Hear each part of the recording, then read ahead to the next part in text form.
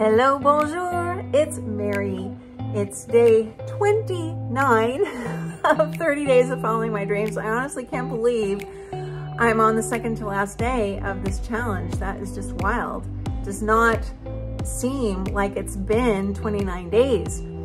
And the unfortunate thing is, on this day 29, I am still sick.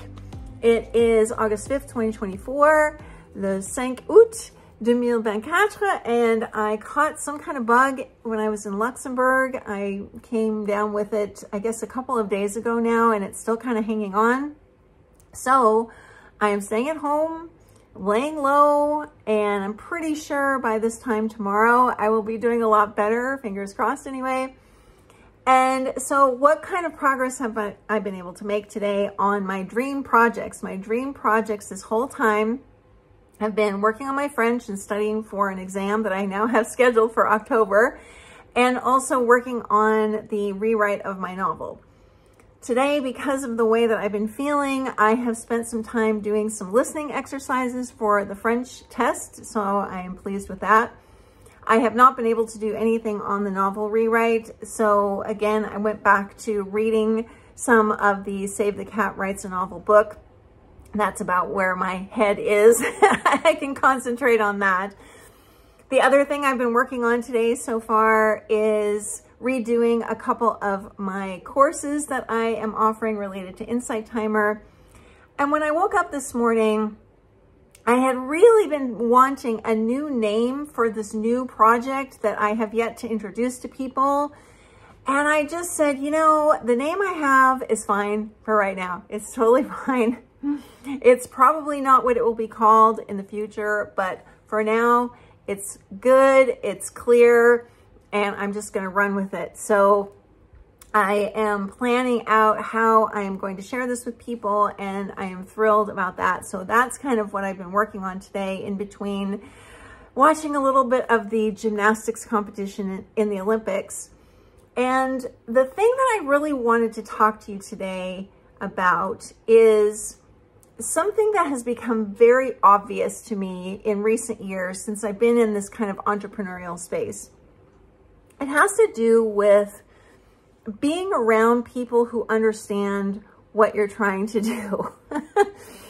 If I didn't have my husband and my daughter, and specifically around me, understanding what I'm trying to do with this novel, I don't know that I'd be able to do it, honestly. And over the years, if I had not been in communities for entrepreneurs, especially for women entrepreneurs, I don't know that I would have stayed with this. I really don't know what I would have done. But the fact is, I have this staying power, not just because of my own intestinal fortitude, as we say, but also because I have been around people who understand what it's like to be an entrepreneur, who get that there are lots of ups and downs, and sometimes your income can be way up, sometimes it can be down, sometimes you feel completely confident in what you're doing, other times you don't. And whatever your life situation is, I would hope that you have people in your life who get it, who understand what you are trying to do, who support you. And I don't just mean people who kind of say, oh, that's nice, and kind of pat you on the back. That's not what I'm talking about.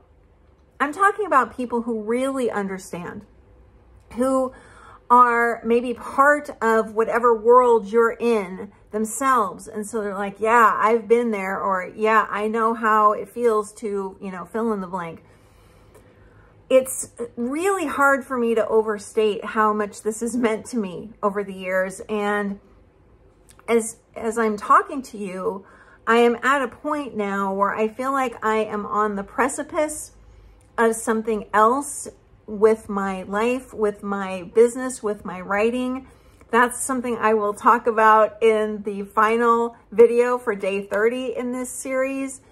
And as I am on this precipice, it has been so important for me to listen to amazing leaders. In my case, I've been listening to some amazing women leaders, to share some common experiences with other female entrepreneurs. And so if you feel alone in what you're trying to do, if you feel like nobody understands, if you feel like nobody gets it, you need to find people who do and get with them and start associating yourself with them. Get into some communities, get into some groups, find a mentor, do something to support yourself and your dreams and goals in that way. I think the one caveat I would put here is that some communities are not so great. For example, there are a couple of communities that I am in but not actively participating in, and I'm gonna leave them because I don't feel like the majority of the people in there really are the, I don't want to say caliber of people. That's not exactly what I mean, because I don't like to, you know, judge people in that way, but they tend to complain. They tend to ask for help with things that they could Google instead. That's not the kind of world that I want to be in. I want to surround myself with people who are leaders. I want to bring that into my life as a leader, and I also want to cultivate leaders as a mentor.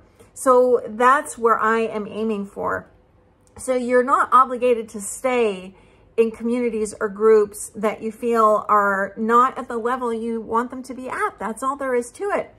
So I'd love to hear what you think about this, about surrounding yourself with people who really get you and what you're trying to do. It's so important when we're trying to follow our dreams. I will talk to you tomorrow on what will be the final day of 30 days of following my dreams. Fingers crossed that I will be feeling 100%. I'll see you then. Bye. Thank you.